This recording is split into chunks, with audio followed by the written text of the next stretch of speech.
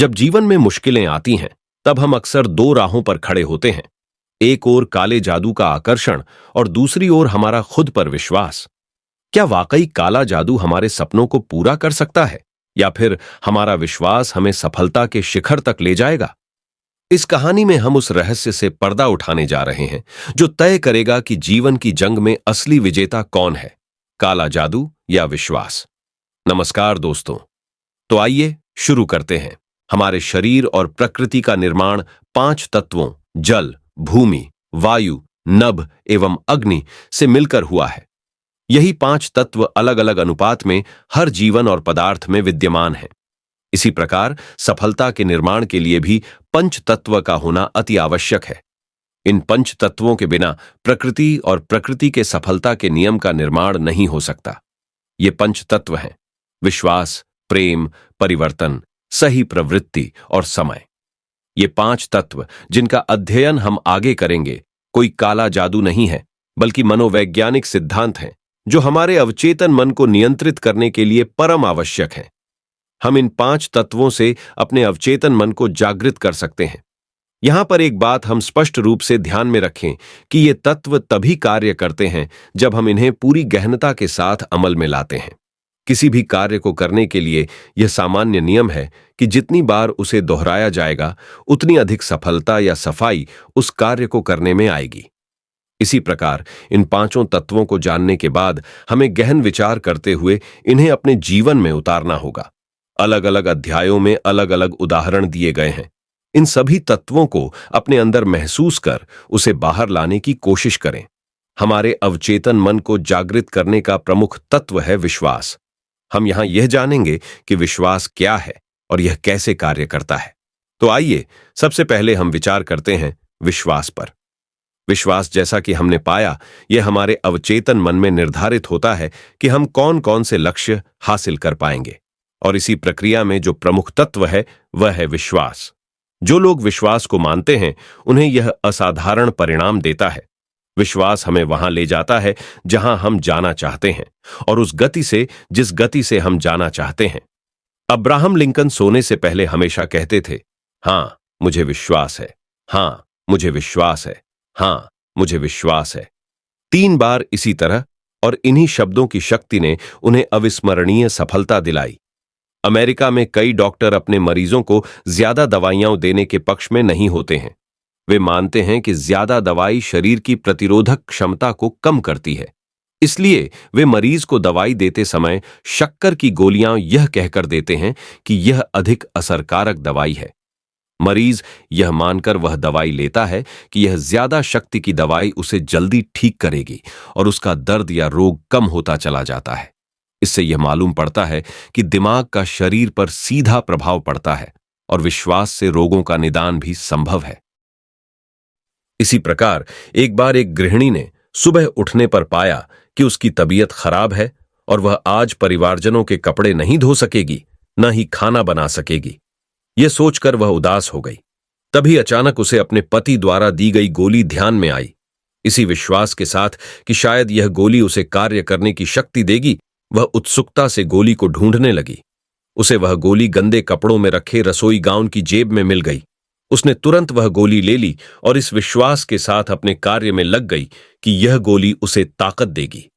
उसने कुछ ही समय में अपना सारा काम निपटा लिया। मात्र एक गोली से यह सब कैसे संभव हुआ? जब उत्सुकतावश उसने गोली के रैपर को पढ़ा तो पाया कि यह गोली तो मात्र बच्चों के खाने की मीठी गोली थी जो उसके बच्चों ने उसे दी थी। उसके पति द्वारा दी गई असली गोली तो अभी भी उसके उसी गाउन की दूसरी जेब में रखी हुई थी।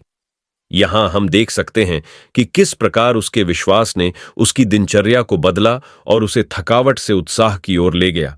जी हां, उस स्त्री ने विश्वास को अपने मस्तिष्क में जगाया था, चाहे वह गलती से ही क्यों न जागा हो।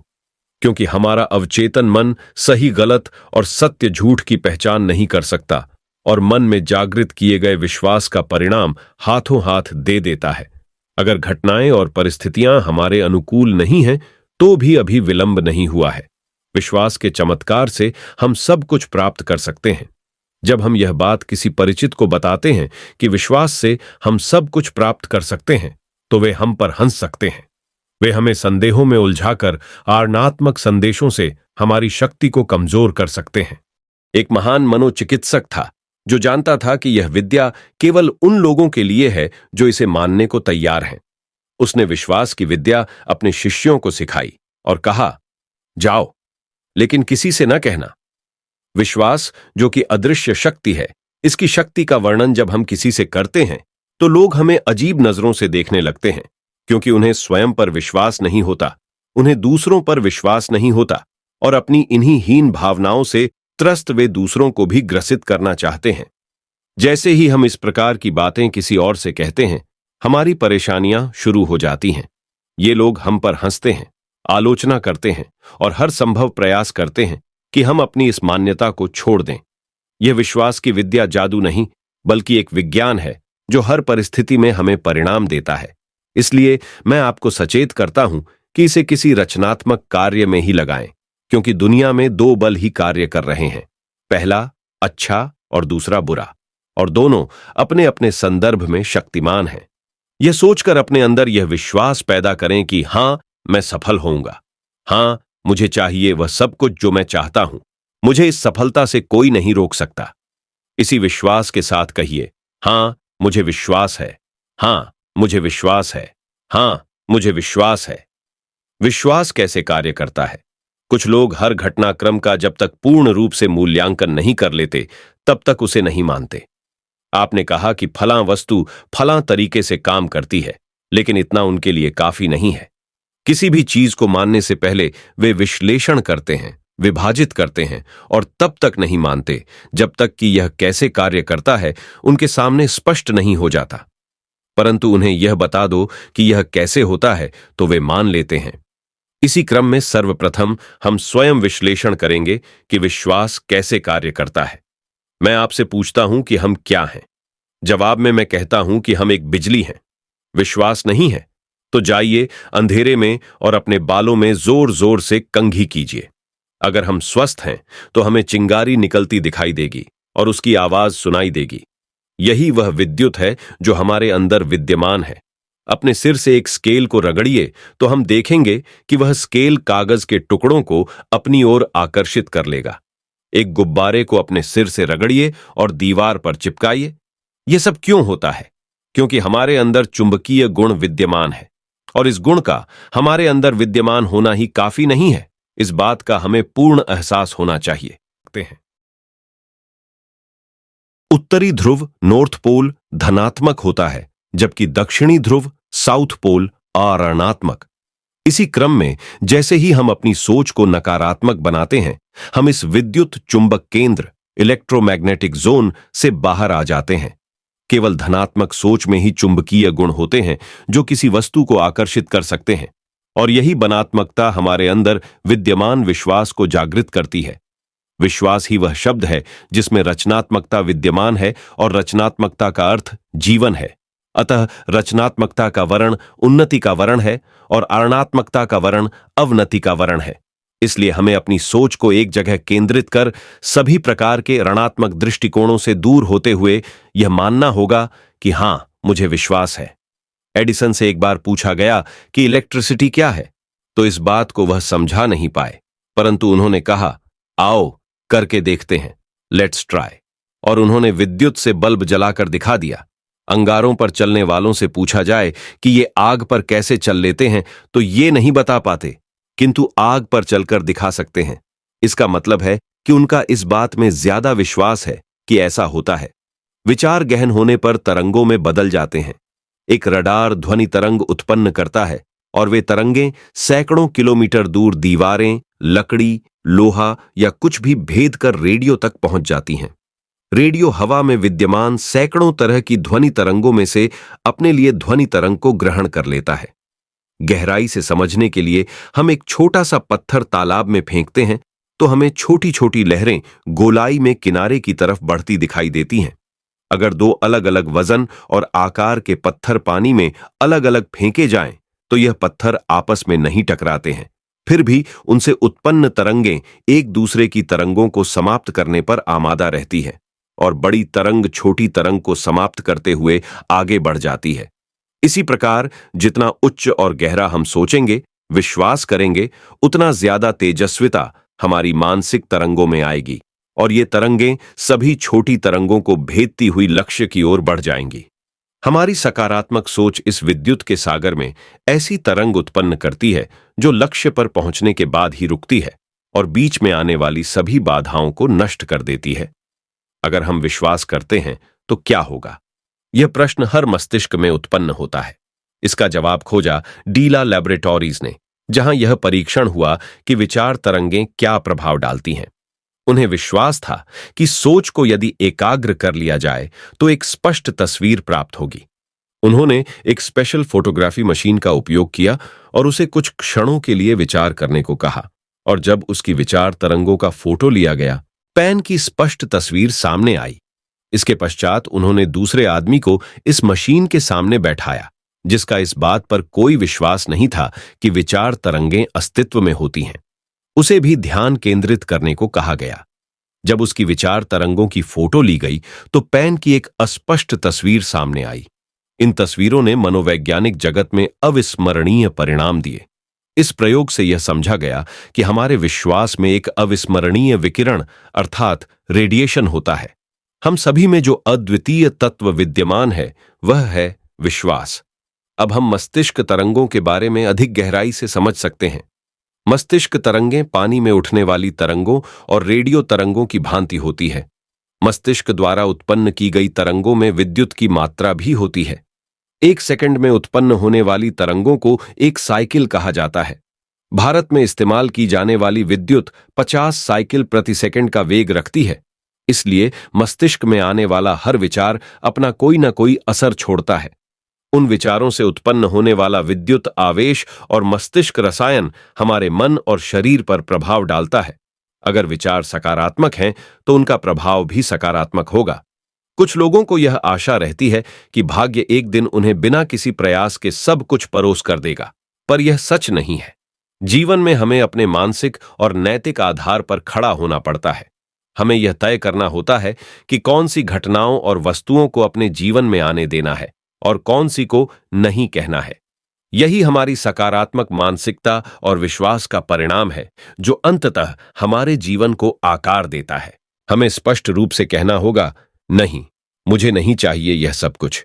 अगर आपको विश्वास नहीं है तो कृपया अपने मन में 3 बार दोहराएं, आज के बाद मेरे साथ यह नहीं होगा जो मैं नहीं चाहूंगा। और यह बात दिमाग में आते ही परेशानियां रुक सी जाती हैं। हां, यह सच है कि हमें यह निर्णय लेते ही कुछ परेशानियों या विपरीत मतों का सामना करना पड़ सकता है, लेकिन अगर हम इस निर्णय पर अड़े रहते हैं तो उसी क्षण से, जिस वक्त हम यह निर्णय लेते हैं, हम परेशानियों को दूर भगाने के योग्य हो जाते हैं। निर्णय हमेशा चुंबकीय होते हैं। जैसे ही हम चिंता को रोकने का निर्णय लेते हैं, वैसे ही चुंबकीय गुण कार्य करने लग जाते हैं।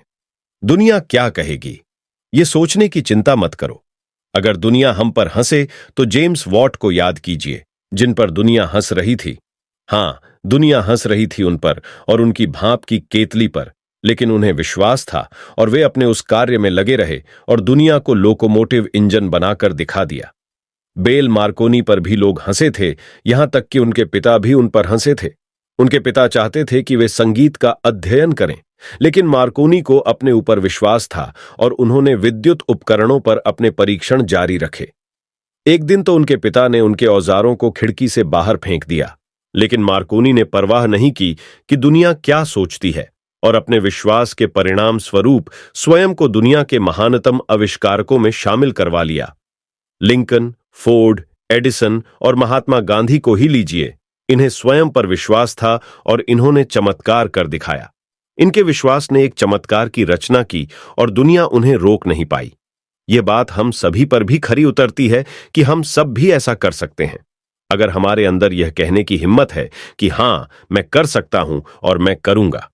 संपूर्ण बात को दोहराते हुए मैं आपसे कहूंगा कि हम एक संपूर्ण ऊर्जा हैं, एक आग है, और यह आग उस स्टीम की आग की तरह है जिसे पूर्ण वेग से प्रज्वलित करने के लिए क्रमशः पंप करना होता है, चिंगारी लगानी होती है, इंतजार करना होता है, फिर पंप करना होता है, तब कहीं जाकर आग पैदा होती है।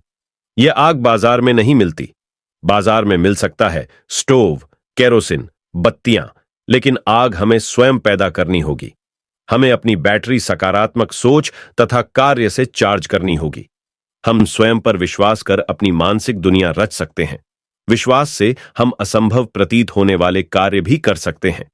इस कला को जागृत करने की प्रक्रिया में जो सबसे अहम क्रम है वह है प्रेम के उन्नत अरमान को प्राप्त करना।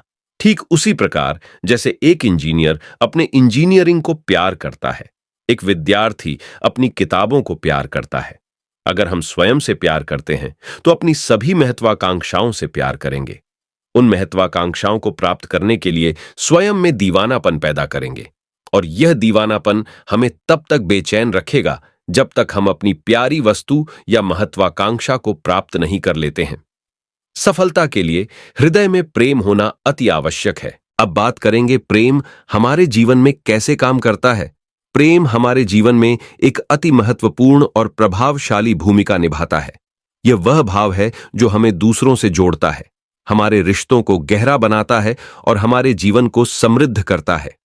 प्रेम का अस्तित्व हमारे मानसिक, शारीरिक और भावनात्मक विकास में योगदान देता है। प्रेम हमारे जीवन की सबसे सुंदर अभिव्यक्ति होती है तथा हम इसके द्वारा किसी के भी मन में स्थान बना सकते हैं। जब जीवन की मशाल प्यार के तेल से ही जलती है, फिर क्यों हम लोगों से अपने प्रेम का इजहार नहीं कर पाते? क्यों लोगों की मदद नहीं करते? क्यों हम समाज को कुछ नहीं दे पाते? क्यों हम अपने परिवार को कुछ नहीं दे पाते? क्यों हम स्वयं को कुछ नहीं दे पाते? इन सभी सवालों का एक ही जवाब है, प्रेम की कमी। हमें अपने आप से बार बार कहना चाहिए, मैं हमेशा प्रेम से परिपूर्ण रहूंगा, अपने आसपास की हर वस्तु और व्यक्ति से प्यार करूंगा। इन वाक्यों को मन में दोहराने से हम प्रसन्न चित्त हो जाएंगे और उदास मन प्रफुल्लित हो जाएगा।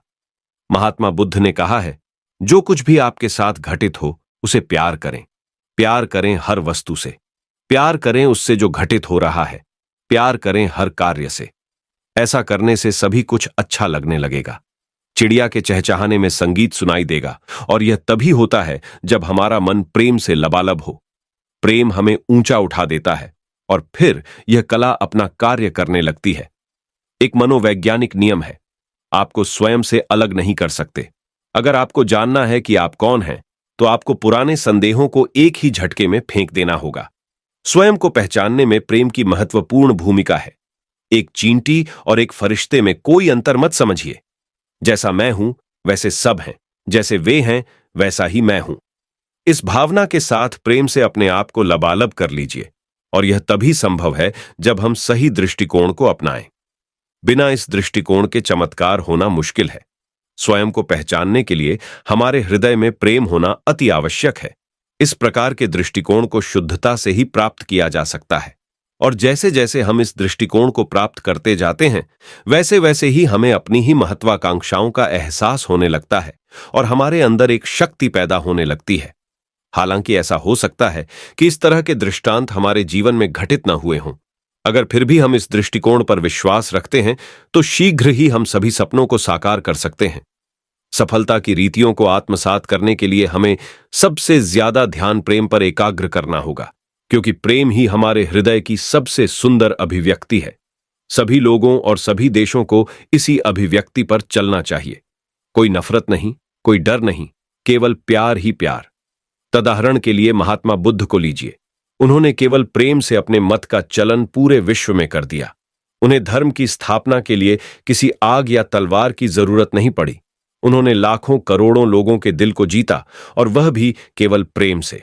दुनिया में बौद्ध धर्म ही एकमात्र ऐसा धर्म है जिसके लिए एक भी बूंद खून नहीं बहाया गया। हम यहां पर बौद्ध धर्म का प्रचार नहीं कर रहे हैं, वरन यह कहना चाहते हैं कि प्रेम की शक्ति अद्वितीय है। यदि हम सभी को प्यार करते हैं, प्रेम से भर लेते हैं, तो हम स्वयं को खुले मिजाज व्यक्ति पाते हैं। हर चीज में हमें रंग दिखाई देने लगता है। हमें अपने कार्य से भी प्यार हो जाता है, और जब हम अपने कार्य से प्यार करने लग जाते हैं तो हमें और ज्यादा कार्य करने में मजा आने लगता है। हमें आराम और छुट्टी की जरूरत नहीं पड़ती, हमें कार्य में ही विश्राम महसूस होने लगता है। आज प्रेम पूर्वक अपने किसी भी विषय का अध्ययन कीजिए। प्रेम पूर्वक अध्ययन कीजिए। देखिए, जिसमें अब तक आप ऊब जाते थे उसमें आपको आनंद आने लगेगा।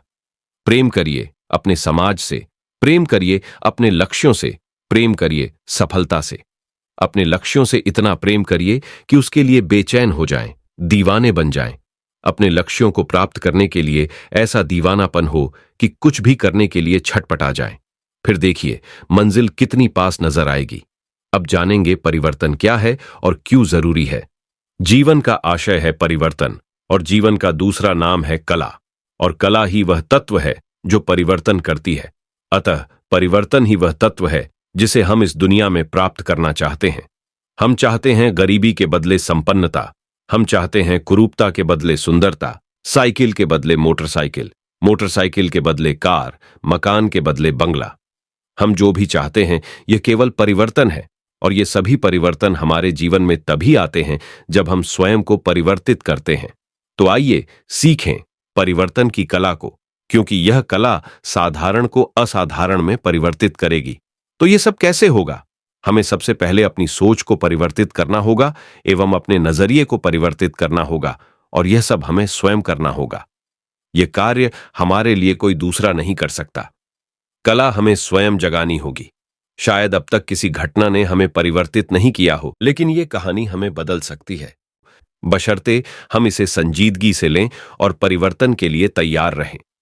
हो सकता है यह कहानी हमें हमारी जिंदगी के सही रास्ते की तरफ ले जाए, जैसे जोन बुनियान बाइबल पढ़ने के बाद अंग्रेजी के महानतम लेखकों में शामिल हो गए। कौन जानता है कि हमारे जीवन का परिवर्तन। यहां दिमाग पर जोर डालकर देखें कि हमारे जीवन की पिछली सभी बातों में मुख्य क्या है? परिवर्तन। परिवर्तन ही हमारा मूल्य बढ़ाएगा। अतः हम हर अच्छे परिवर्तन को अपने अंदर लाने की कोशिश करें और स्वयं को भीड़ से अलग कर कुछ परिवर्तन लाएं। हम में यह साहस होना चाहिए कि हम उदास जिंदगी से भी लड़ सकें। भिन्न होना या परिवर्तित होना एक कला है। यहां यह आशय नहीं है कि भिन्न होने के लिए हम अपने परिवार को, अपने दोस्तों को झुंझला दें। परिस्थिति में ऐसा हो भी सकता है, लेकिन सुने सबकी और करें मन की। अभी से ही हमें अपनी सोच, बोलचाल, हाव भाव आदि सभी को सकारात्मक रूप में परिवर्तित करना है। क्या हम शाम को बकते हैं, झुंझलाते हैं? कब झुंझलाते हैं? और अगर हमारे साथ ऐसा होता है तो हमें बदलना होगा, अन्यथा ये बातें बढ़ती ही चली जाएगी और जीवन में निराशा और असफलता ही हाथ लगेगी। सच तो यह है कि हम रोजमर्रा की जिंदगी से तंग आ गए हैं। वही स्कूल कॉलेज जाना, वही कोर्स की किताबें पढ़ना, यही धीमा माहौल, वही सब कुछ पुराना। हम चाहते हैं परिवर्तन, स्वतंत्रता। स्वतंत्रता इस बात की कि हम चाहे जैसा करें। हम चाहते हैं कि कुछ नया हो, कुछ अच्छा हो, क्योंकि कार्य करना, खाना खाना और सो जाना, यह क्रम हमारी दिनचर्या को नीरस बना देता है। एक छोटे से परिवर्तन से शुरुआत करें। स्कूल, कॉलेज या ऑफिस नए रास्ते से जाएं। इससे हम नए चेहरे, नई इमारतें और नए रास्ते देखेंगे। खाना जगह बदलकर खाएं, कोर्स की किताब की जगह कोई नई किताब पढ़ें, न्यूज़पेपर को पीछे से आगे की तरफ पढ़ें, अपने सीधे हाथ की जगह उल्टे हाथ का उपयोग करें, यानी अपने आप को पूरी तरह से इस परिवर्तन के लिए तैयार कर लें। रूटीन लाइफ के गुलाम न बने और उसमें कुछ परिवर्तन लाएं। हम चिढ़ जाते हैं तभी जब हम वस्तुओं से ऊब जाते हैं।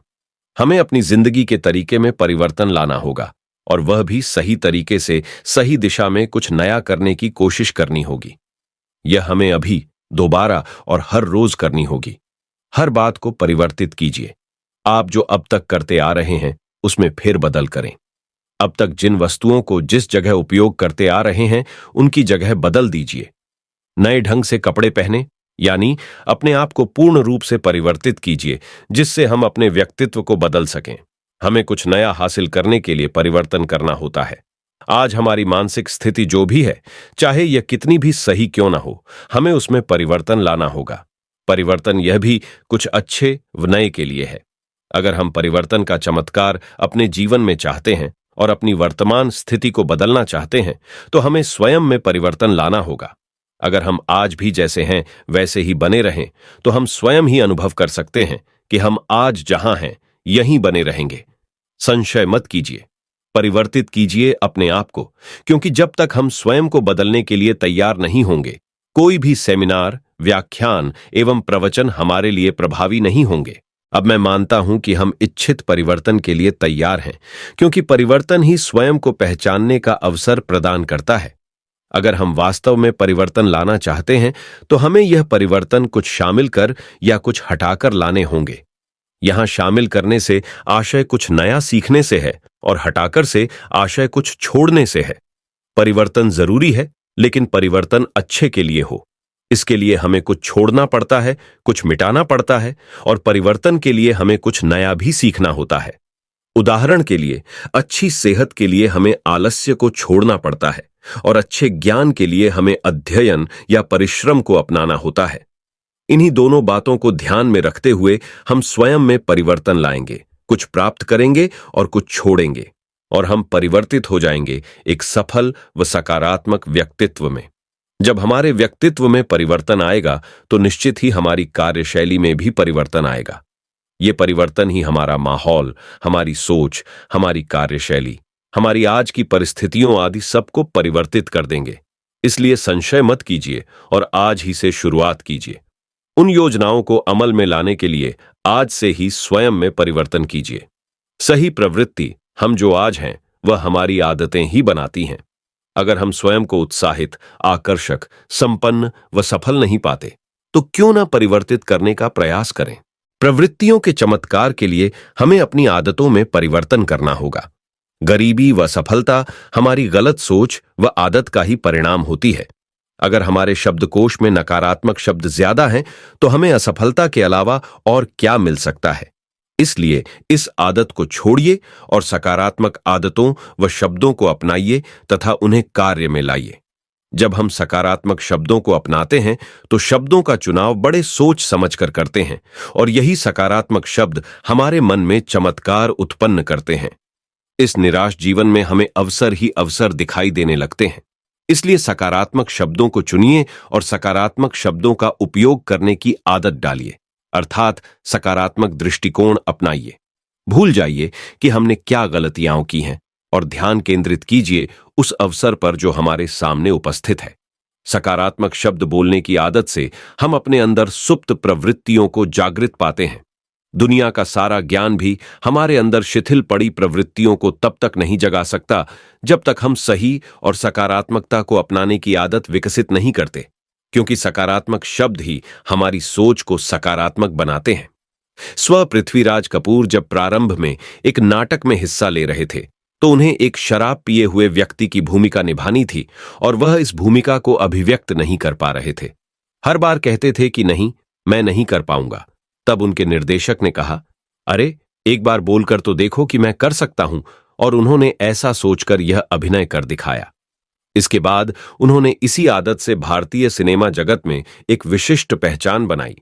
जब तक हम किसी विषय पर नकारात्मक होते हैं तब तक हम उस कार्य को नहीं कर पाते हैं, और हर बार बोले गए नकारात्मक शब्दों को हमारा अवचेतन मन गिनता चला जाता है, उन्हें दर्ज करता चला जाता है और उन शब्दों को संग्रहित कर लेता है।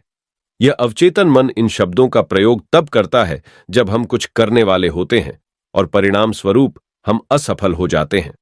हमारी आदतें हमारा पीछा करती हैं, हमें घेर लेती हैं और हम पर हावी हो जाती हैं। जैसे जैसे समय बीतता चला जाता है ये खराब आदतें और बढ़ती चली जाती हैं। अगर हम यह कला अपने स्वयं के लिए काम में नहीं लेना चाहते हैं तो यह मानकर चलिए कि अभी भी हम नकारात्मक शब्दों से घिरे हैं। इसी क्षण के पश्चात मैं आपको हंसते हुए एक आशावादी व आत्मविश्वासी व्यक्ति के रूप में देखना चाहता हूं। छोड़ दीजिए खराब आदतें। इससे कोई फर्क नहीं पड़ता कि हम किस बुरी आदत को छोड़ना चाहते हैं, और प्रयास करें, क्योंकि कुछ करने से ही कुछ प्राप्त होता है।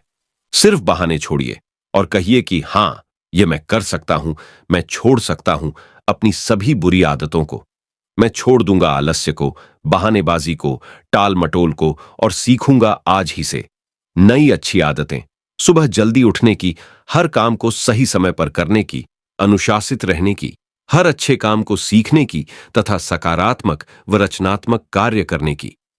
अब आंखें बंद कीजिए और सोचिए कि ऊपर लिखी सभी अच्छी आदतें आप में आ गई हैं और आप एक नए संसार में प्रवेश कर रहे हैं। तो क्या आप इसे सोचने मात्र से ही स्वयं को प्रफुल्लित महसूस नहीं कर रहे? तो सोचिए, अगर ऐसा वास्तव में होगा तो हम एक सुदृढ़ व्यक्तित्व के मालिक बनकर मनोवांछित सफलता प्राप्त कर सकेंगे। जिस आदत को हमें सर्वप्रथम अपनाना है वह है सुबह जल्दी उठने की आदत। क्योंकि जिन लोगों ने तरक्की की है वे सभी जल्दी उठने वाले लोग होते हैं। जिन लोगों के लिए उनका दिन सुबह 5 बजे शुरू होता है और रात 12 बजे खत्म होता है, इसका अर्थ यह हुआ कि उन्हें क्रियात्मकता व कार्यशीलता के लिए अधिक समय मिलता है तथा वे आम लोगों से अधिक समय का उपयोग कर पाते हैं। इसके बाद आता है हमारा स्वास्थ्य। क्या हम स्वास्थ्य के प्रति जागरूक हैं? सही आदतें हमारे स्वास्थ्य व हमारी ताकत को बढ़ाती हैं। हमारा अवचेतन मन हमारी रोजमर्रा की आदतों से नियंत्रित होकर हमें उसी के अनुरूप परिणाम देता है, चाहे वे हमारे द्वारा पसंद किए जाएं या नहीं। चाहे हमारे होंठ ये बोलते हों कि मुझे एक बलिष्ठ शरीर चाहिए, लेकिन अगर हम धूम्रपान, मदिरापान या आलस्य में अधिक रुचि रखते हैं तो हमारा अवचेतन मन हमारे शब्दों और कर्मों को तोलकर हमें सिवाय कमजोर और ढीले ढाले शरीर के और क्या देगा। अगर हमारी कथनी और करनी में अंतर होगा तो हम कैसे सुंदर शरीर के मालिक बनेंगे। इसलिए हमें अपनी आदतों और सोच में बदलाव लाना होगा। अच्छे शरीर के लिए अनुशासन, पर्याप्त भोजन और अच्छे विचारों की आवश्यकता होती है। अपने दिमाग पर यह प्रभाव डालिए कि हम यह प्रक्रिया अपनाने वाले हैं। अपनी गर्दन सीधी कीजिए, अपनी मांसपेशियों में तनाव लाइए, जोर से गहरी सांस लीजिए और तैयार हो जाइए अपनी जिंदगी के मालिक बनने के लिए। स्वयं को एक करिश्माई व्यक्तित्व के रूप में देखिए और जो मानसिक तस्वीर स्वयं की बना रहे हैं उसके मुख्य बिंदु लिख लीजिए और इसे रोज पढ़िए। इसे अपनी आदत में शामिल कर लीजिए। जो कुछ भी हम प्राप्त करते हैं, जैसे प्यार, पैसा या ख्याति, क्या उसमें से हम कुछ वापस देते हैं? क्या हम अपनी जेब खर्च में से कुछ रुपए गरीबों के लिए बचाते हैं? हमारे पास सब कुछ है। धनवानों का एक सामान्य नियम है कि जब धन दिया जाता है तो अधिक धन आता है। वे अपने धन का कुछ हिस्सा हमेशा अच्छे कार्यों में लगाते हैं। हम भी यह आदत बनाएं, अपनी जेब खर्च में से कुछ हिस्सा गरीबों व असहायों के लिए अवश्य बचाएं, और यदि ऐसा न कर सकें तो सामाजिक कार्यों में श्रमदान करें। ऐसा करने से प्रत्यक्ष या परोक्ष रूप से हम लोगों व समाज को प्यारे लगने लगते हैं। हमारा महत्व बढ़ जाता है और हमें अच्छे व्यक्तियों का साथ मिलता है जो हमारे लक्ष्य प्राप्ति में हमारा मार्गदर्शन भी कर सकते हैं। सही प्रवृत्तियों का असर तभी होता है जब हमें अच्छी प्रवृत्तियां अपनाने की आदत हो, क्योंकि बुरी आदतों को न अपनाना उन पर काबू पाने से ज्यादा आसान है। अच्छी उम्दा आदतों के लिए हमें मन लगाकर प्रयास करना होगा, जब तक कि ये हमारी दैनिक दिनचर्या में शामिल न हो जाए। समय का क्या महत्व है, आइए जानते हैं। हम दिन में कई बार यह बात कहते हैं और सुनते हैं कि समय नहीं है। जब हमसे कुछ नया करने के लिए कहा जाता है तो सबसे पहला जवाब यही होता है, करना तो चाहते हैं किंतु समय नहीं है। यह बहाना हर आम व्यक्ति के साथ होता है।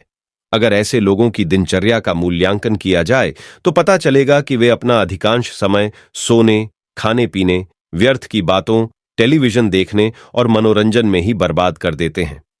अच्छे काम के लिए उनके पास हमेशा समय का अभाव रहता है। जब हम समय का सम्मान करते हैं तो समय भी हमारा सम्मान करता है। हमें अपने आज के समय का सम्मान करते हुए स्व विकास के लिए और जीवन के महत्वपूर्ण कार्यों के लिए कुछ समय अवश्य निकालना होगा। इस जीवन में जो कुछ भी करना चाहते हैं उसके लिए समय निकालना अनिवार्य है। हमें समय के चमत्कार को जानने के लिए भी समय निकालना होगा। इस यात्रा में समय एक चमत्कारिक तत्व है। आज के इस भागदौड़ और प्रतिस्पर्धा वाले संसार में सुबह से शाम तक की परेशानियों, छोटे छोटे कार्यों में आने वाली बाधाओं और समय पर काम पूरे न होने से हम अक्सर परेशान रहते हैं। फिर भी अगर हम स्वयं के लिए समय नहीं निकाल पाते हैं तो क्या कोई चमत्कार हमारे जीवन में घटित होगा? जिस दिशा में हम आज बढ़ रहे हैं, अगर इसी ओर चलते रहे तो अंत में निराशा ही हाथ लगेगी।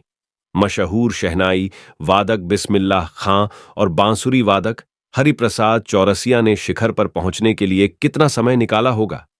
रेस के मैदान में जीतने वाले घोड़े पर या ओलंपिक में स्वर्ण पदक जीतने वाले खिलाड़ी पर सबकी नजर होती है, लेकिन हम यह नहीं देख पाते कि इस विजय के लिए कितना समय और कितनी मेहनत दी गई है। अभी भी समय हमारे हाथ से पूरी तरह नहीं निकला है। तो आइए सबसे पहले हम अपनी दिनचर्या का मूल्यांकन करें और जानें कि हम दिन में कहां कहां समय बर्बाद कर रहे हैं। हमें दिन भर किए जाने वाले कार्यों की एक सूची बनानी चाहिए और उसमें लगने वाले समय को लिखना चाहिए। फिर उस समय की तुलना पूरे दिन के 24 घंटों से करें तो पाएंगे कि हमारे दिन में कई घंटे व्यर्थ चले जाते हैं। तो क्यों ना हम इस व्यर्थ समय का उपयोग करें और अपनी दिनचर्या को सुधारें। इस प्रकार समय का सही उपयोग करके हम अपने जीवन में बदलाव ला सकते हैं और अपने लक्ष्य को प्राप्त कर सकते हैं। सफलता प्राप्त कीजिए। हर व्यक्ति सफल होना चाहता है, यद्यपि सफलता की परिभाषा पर कोई भी सहमत नहीं हो सकता। हमारी परिभाषा क्या हो, यह पूरी तरह से हम पर निर्भर करता है।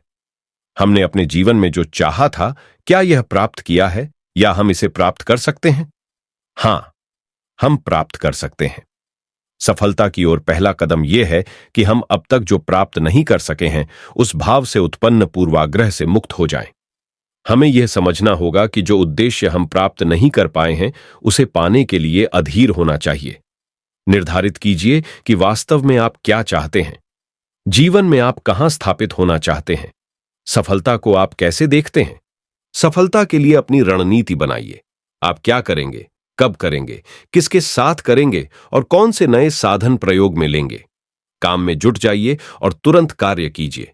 अपने कार्य में पूर्ण पौरुष और शक्ति के साथ लग जाइए। जब आप अपनी रणनीति के अनुसार कार्य करने लग जाते हैं और सफल होते हैं, तो जिन लोगों ने आपको सहयोग दिया, उनके कार्य में सहयोग दीजिए। प्रतिदिन 5 मिनट इस बात में लगाइए कि आप दूसरों से संवाद स्थापित करने में कितनी और तरक्की कर सकते हैं। अपने पर विश्वास रखिए और उस पर दृढ़ रहिए। अब्राहम लिंकन अमेरिका के राष्ट्रपति बनने से पहले 8 बार चुनाव हारे थे। व्यापार में वातावरण की प्रत्येक सूचना पर विश्वास कीजिए, जिससे आप अपने अनुसार कार्य कर सकें। जिन लोगों ने पूर्व में सफलता प्राप्त की है, उनकी आदतों और विचारों पर गौर कीजिए। असफलता से घबराइए नहीं और यह मत सोचिए कि सफल होऊंगा या नहीं। जो सहयोगी हैं, उनकी आशाओं से अधिक सहयोग और ध्यान दीजिए। एक टीम के साथी के रूप में उन्हें समझिए। इन सिद्धांतों को अपनाकर आप न केवल सफलता प्राप्त कर सकते हैं, बल्कि अपने जीवन में सकारात्मक बदलाव भी ला सकते हैं। सफलता का मार्ग कठिन हो सकता है, लेकिन धैर्य और मेहनत से आप अपने लक्ष्यों को अवश्य प्राप्त करेंगे।